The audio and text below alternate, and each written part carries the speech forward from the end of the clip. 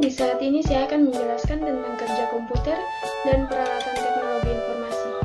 Kerja komputer memiliki 3 tahapan, yang pertama input, yang kedua proses, dan yang ketiga output. Yang pertama input. Input merupakan tahap awal dari proses pengolahan yang terjadi pada sistem komputer. Tahap ini berupa pemasukan data mentah ke dalam sistem komputer melalui device.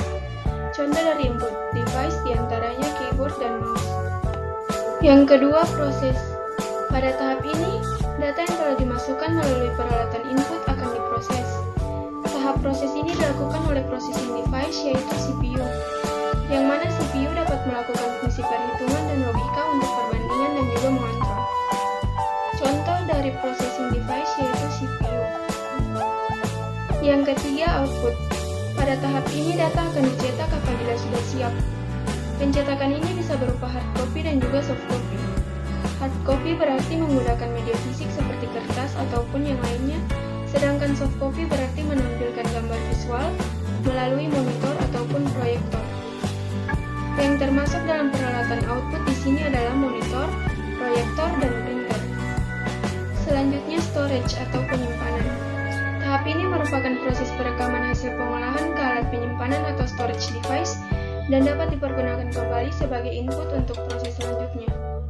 Jadi, data mentah yang telah diproses tadi dapat disimpan pada media penyimpanan atau storage device agar nantinya bisa digunakan kembali sewaktu-waktu apabila ingin mencetak data tersebut. Selanjutnya, peralatan teknologi informasi. Yang pertama komputer, yang kedua laptop atau notebook, yang ketiga kalkulator, yang keempat kamera digital, yang kelima radio, yang keenam televisi, dan yang ketujuh dashboard. Yang selanjutnya ada sistem komputer dan jaringan nirkabel.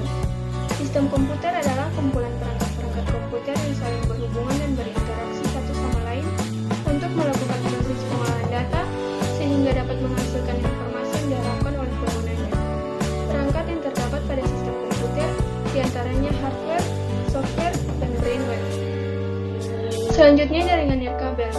Jaringan nirkabel adalah bidang disiplin yang berkaitan dengan komunikasi antar sistem komputer tanpa menggunakan kabel.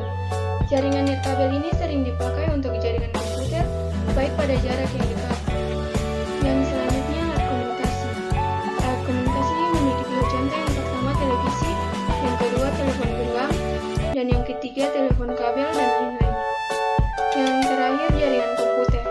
Jaringan komputer adalah jaringan telekomunikasi yang memungkinkan antara komputer untuk saling berkomunikasi dengan bertukar data. Demikian pembahasan saya tentang cara kerja komputer dan peralatan teknologi informasi.